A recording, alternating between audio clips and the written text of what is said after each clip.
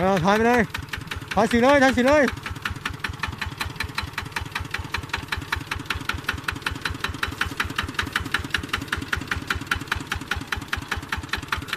นี่มาคนเครื่องเลยพี่น้องเลย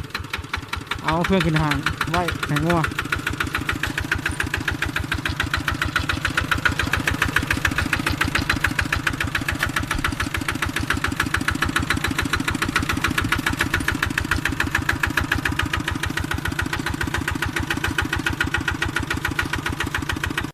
ถอยมา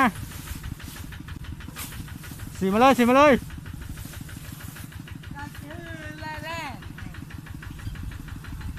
พอแล้วพอ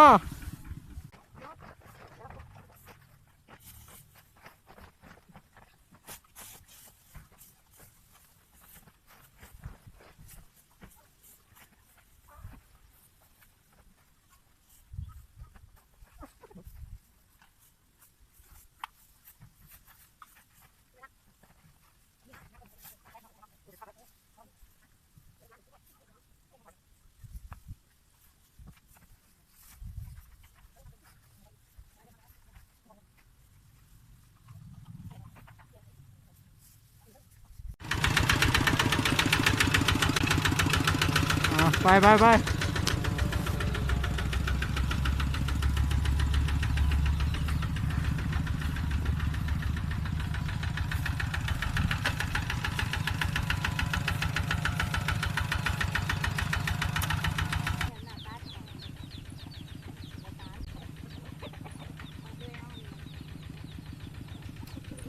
เครื่องเก็บไว้ให้งัวเลย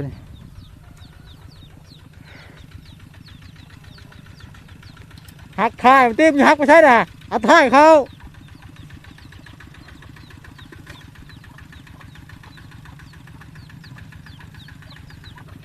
ถอยมา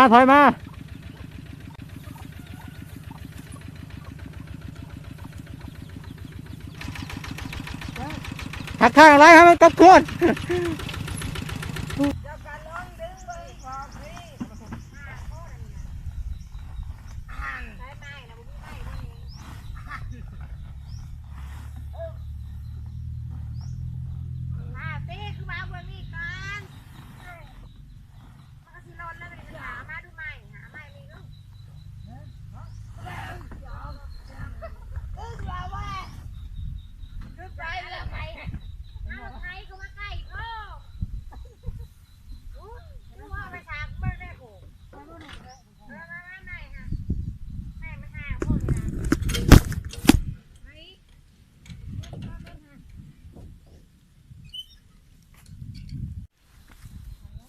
เขาต้องเอามือฮุบเอา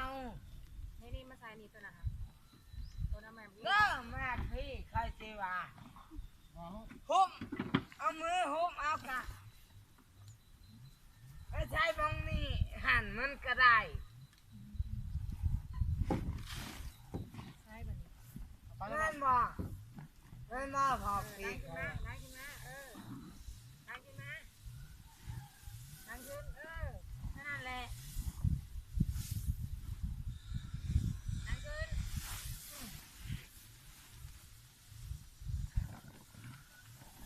นั่งดึงมาชนนี่ค่ะดึงมาเป็นยังวันนี้ได้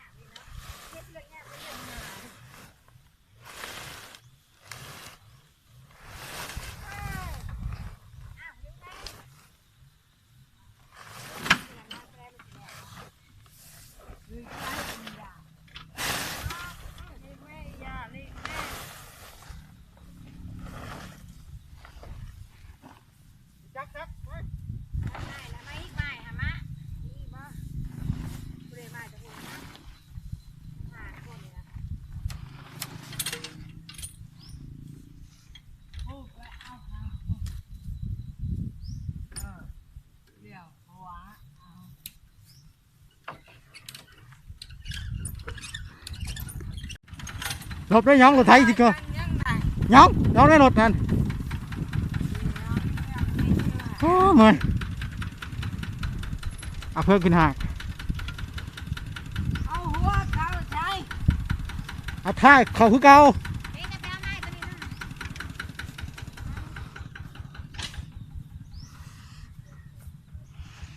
ใส่ ไม่ได้มาในเงาค่ะอันนี้มันขายยำตัวละ ได้นู้อีกแล้วโหปลาใส่แห่มาได้ฮะก็ใส่แห่มาได้ปลาลายเดี๋ยว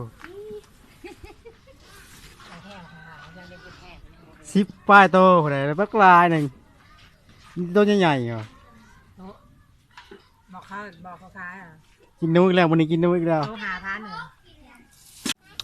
วันนี้ก็ได้นู้เลยเนาะหลังจากเฮาพาวแล้วเขาก็จะมาชัว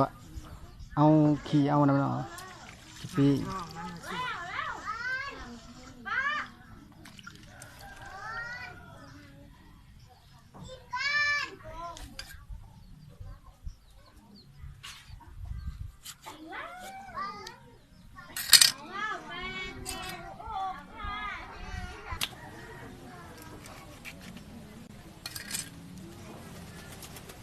เดี๋ยวเอาขี้มันออกเอาใส่มันออกแล้วเอาต้นเปื้อนออกเอาไปตับอะไรมัน เมียงมันอย่างนั้น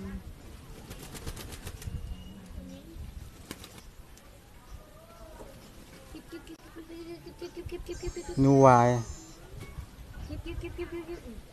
ได้นู้อีกแล้วพี่น้องได้นู้อีกแล้วได้กินนู้อีกแล้ว